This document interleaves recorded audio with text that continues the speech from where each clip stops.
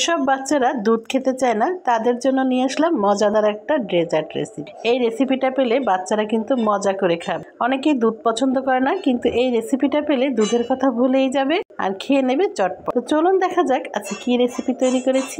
আমি এখানে নিয়েছি সাগুদানা। এখানে আমি ছোট 1 কাপ সাগুদানা নিলাম একটা বাটিতে। আর একটা বাটি নিব, সেই বাটিতে নিয়ে নেব 1.5 কাপ সাগুদানা।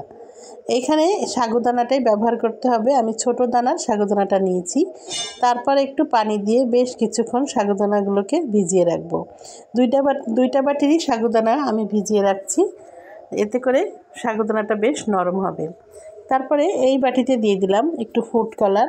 আমি এখানে অরেঞ্জ কালারটা ব্যবহার করেছি। আপনারা ইচ্ছে করলে আপনাদের পছন্দ মতো বা বাচ্চার পছন্দ মতো যে কোনো ফুড কালার পছন্দ করতে পারেন। এরকম একটা ডেজার্ট কিন্তু কোনো অনুষ্ঠানেও খাওয়া যাবে বা মেহমান আসলেও সহজে আমরা দিতে পারি। তারপর দিয়ে দিলাম একটু আগার আগার পাউডার আর চিনি। আগার আগার পাউডারটা খুব অল্প পরিমাণে দিয়েছি, আধা চা চামচ। আর দিয়ে দিলাম চিনি। এখানে ছোট কাপের 1 কাপ চিনি দিয়েছি। দিয়ে একটা মোল্ড নিয়েছি, মোল্ডের ভিতর এই যে খুব সুন্দর করে দিয়ে দিলাম। আমি এখানে হার্ট শেপের মোল্ড নিয়েছি। আপনারা আপনাদের পছন্দ মতো যে কোনো শেপের মোল্ড ব্যবহার করতে পারবেন। এই মোল্ডটা দিলে কিন্তু হার্ট শেপটা খুব সুন্দর আসবে। এই যে আমি সব দিয়ে দিয়েছি। আর এদিকে আমি যে সাবুটা রেখেছিলাম রং ছাড়া, সেটা এখানে রান্না করে নিচ্ছি। এই যে দুধ গরম করে তার ভিতরে দিয়ে দিলাম সাবু। এরপর দিলাম সামান্য একটু লবণ। মিষ্টি খাবারে কিন্তু একটু লবণ দিলে স্বাদটা ভালো লাগে। তারপর দিয়ে দেব প্রয়োজন মতো চিনি। দিয়ে সাগুদানাটা খুব সুন্দর করে রান্না করে নেব। আর এদিকে আমি মোল্ডটা কিন্তু বসিয়ে দিয়েছি চুলার উপরে রান্না হওয়ার জন্য। এটা হতে বেশিক্ষণ লাগবে না, 10 মিনিটের মতো এটা সিদ্ধ হয়ে যাবে।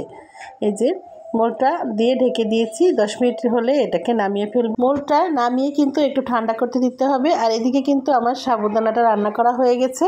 এখন এটাকেও আমি নামিয়ে ঠান্ডা করতে দেব। এই যে আমার রান্নাটা কিন্তু একদমই কমপ্লিট। আর এই যে সাবুদানার মোলটাও রান্না হয়ে গেছে, এটাকে ঠান্ডা করতে দিয়েছি। ঠান্ডা হলে এটাকে আমি নামিয়ে ফেলবো। নামিয়ে আপনাদেরকে দেখাবো যে কেমন হয়েছে। দেখুন এই যে খুলে ফেলার পর এরকম দেখাচ্ছে, খুব সুন্দর হয়েছে কিন্তু হার্ট শেপগুলো একেবারেই পারফেক্ট। এভাবে আপনারা যে কোনো শেপের জেলি তৈরি করে নিতে পারবেন, সাগুদানার জেলি। এই যে জেলিগুলো কিন্তু অনেক সুন্দর হয়েছে। আমার মেয়েরা তো হাতে হাতেই খেয়ে নিয়েছে কয়েকটা। তো এই যে আমি এখন যে সাবুদানা রান্না করে রেখেছিলাম তার ভিতরে এই জেলিগুলো দিয়ে দিলাম। এটা খেতে কিন্তু অসম্ভব মজা। বাচ্চারা কিন্তু অনেক মজা করে খাবে, আগ্রহ নিয়ে খাবে। আমার বাচ্চারা কিন্তু অনেক মজা করে খেয়েছে। আপনাদের বাচ্চারাও নিশ্চয়ই অনেক মজা করে খাবে। বাসায় মেহমান আসলেও কিন্তু এরকম একটা ডেজার্ট দিতে পারেন, তারাও কিন্তু বেশ মজা করে খাবে।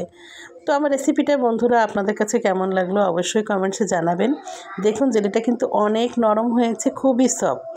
তো সবাই ভালো থাকবেন, সুস্থ থাকবেন। টাটা, আসসালামু আলাইকুম।